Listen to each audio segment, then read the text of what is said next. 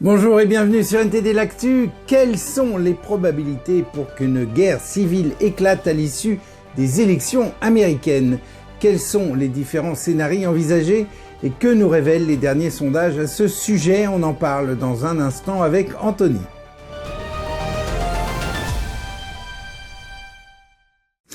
Et commençons tout de suite par un tour de l'actualité française. La France a signé avec le Maroc un accord visant à stimuler les initiatives dans les secteurs de l'énergie, de l'eau et de l'éducation et à renforcer les liens bilatéraux. Cependant, les récentes déclarations de Macron sur la souveraineté marocaine dans le Sahara occidental ont fortement irrité l'Algérie. La presse algérienne parle de violation du droit international et d'aggravation de la crise diplomatique entre la France et l'Algérie. On dirait bien que cette fois-ci, le « en même temps » n'a pas trop fonctionné. Et la commission des finances de l'Assemblée nationale a adopté mardi un amendement au projet de loi de finances qui garantit à tous les étudiants le repas à 1 euro dans les Crous. Le repas à 1 euro avait déjà été mis en place en 2020, mais il ne profitait alors qu'aux étudiants boursiers ou en situation de précarité. Pour rappel, avant l'adoption du texte, un repas au Crous revenant à 8 euros était vendu 3,30 euros aux étudiants non boursiers. Et un pirate informatique a volé les données personnelles de plus de 19 millions de clients de l'opérateur Free. Ce pirate a annoncé avoir vendu les données en question et cette information a été confirmée par un expert en cybersécurité. Contacté par la presse, Free n'a fait aucun commentaire. Et en 2025, attention, les radars automatiques vont devenir plus performants grâce à l'intelligence artificielle. Environ 4000 radars seront modernisés et 160 nouveaux radars seront ajoutés. Ces appareils pourront détecter 3 nouvelles infractions, le non-port de la ceinture, le non-respect de la distance de sécurité, ainsi que l'utilisation du téléphone au volant. Et il est temps maintenant de retrouver Anthony. Bonjour à tous. Cette semaine, Kamala Harris et Donald Trump sont entrés dans la dernière ligne droite de la campagne présidentielle américaine. Et la concurrence est rude. Les sondages montrent toujours une course serrée dans plusieurs États clés, mais Trump prend désormais un léger avance dans les swing states. Du coup, les deux candidats multiplient les déplacements avant le scrutin. Ainsi, mardi, la vice-présidente a présenté les derniers arguments de sa campagne lors d'un discours prononcé à l'Ellipse, dans la capitale nationale. Elle a bien évidemment affirmé qu'elle était une meilleure candidate à la présidence que l'ancien président Donald Trump, tout en promettant de chercher un terrain d'entente sur les défis à relever. Le premier d'entre eux étant, pour elle, de faire baisser les prix, en général, semble-t-il. Monsieur Trump, lui, a tenu un meeting à Allentown, en Pennsylvanie. Il a mis l'accent sur la sécurité des frontières et a promis de mettre fin à l'immigration illégale dès son premier jour de mandat.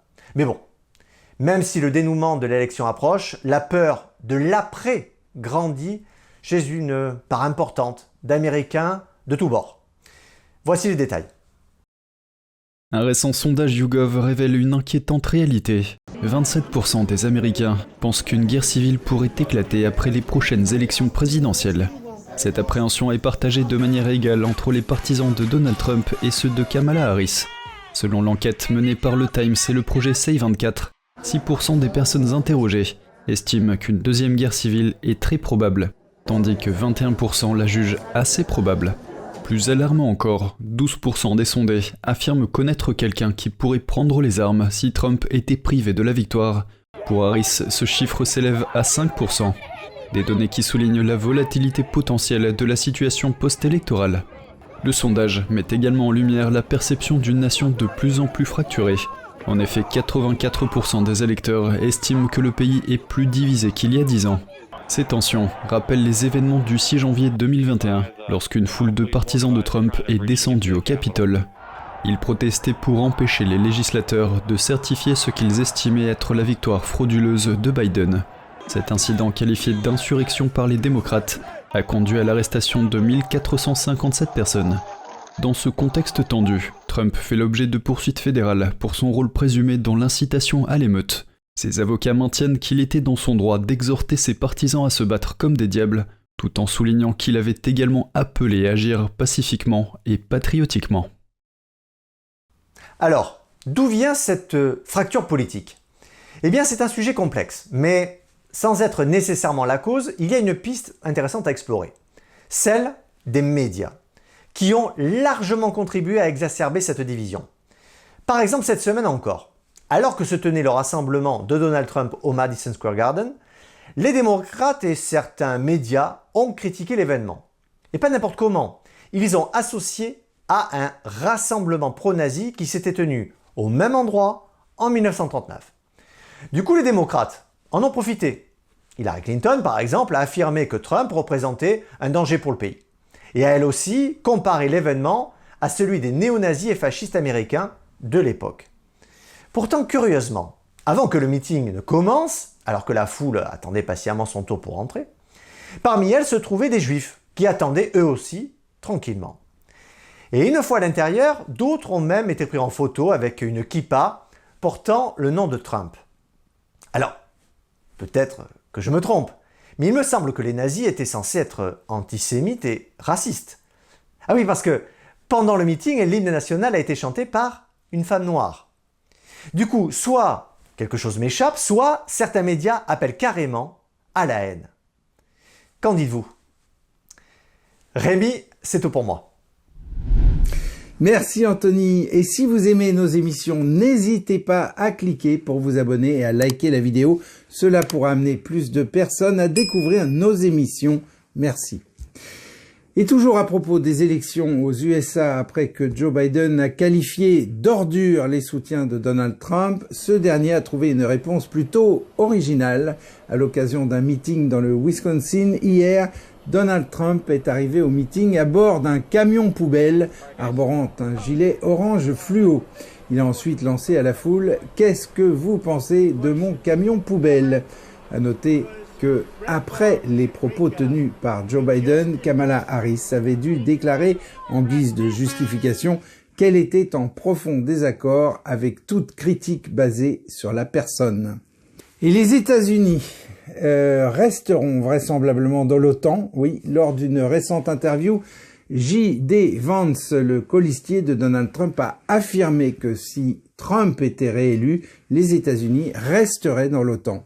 Cependant, il a souligné que les autres membres de l'Alliance doivent faire davantage pour respecter leurs engagements de défense, bien qu'un nombre croissant de pays ait promis de consacrer 2% de leur PIB à la défense. Près d'un tiers d'entre eux ne le font toujours pas. Trump a longtemps critiqué ses alliés européens pour cela. Et à Bruxelles, lors d'une conférence de presse, le secrétaire général de l'OTAN, Mark Rutte, a affirmé que des troupes nord-coréennes étaient déployées en Russie, dans la région de Koursk, pour soutenir les forces russes. Rutte a décrit cette coopération militaire comme un signe de désespoir croissant de Poutine, ajoutant que cela représentait une menace pour la sécurité mondiale. L'implication de la Corée du Nord a également poussé le bureau de Zelensky à demander plus d'aide militaire, précisant que des sanctions seules ne suffisaient pas. À suivre. Et la chef de la police de Berlin, Barbara Slowik, a averti que l'Allemagne avait atteint ses limites en matière d'immigration, soulignant une hausse inquiétante des crimes violents parmi les migrants.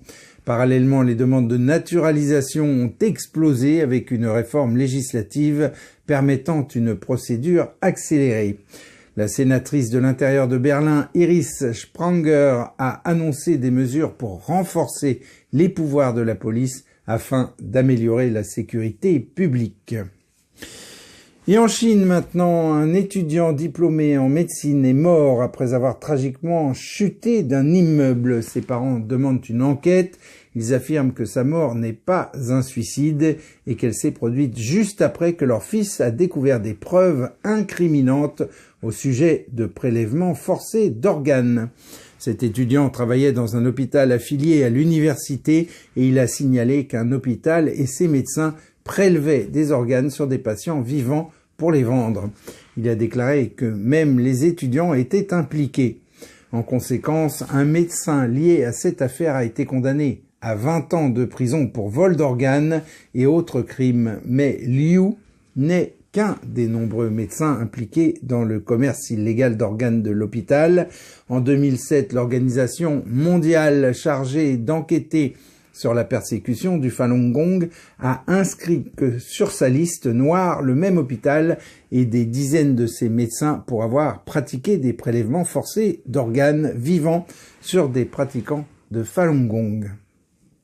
Pour être plus clair, l'arrestation de ce médecin n'est qu'une apparence car le Parti communiste chinois orchestre directement les prélèvements forcés d'organes sur les prisonniers de conscience.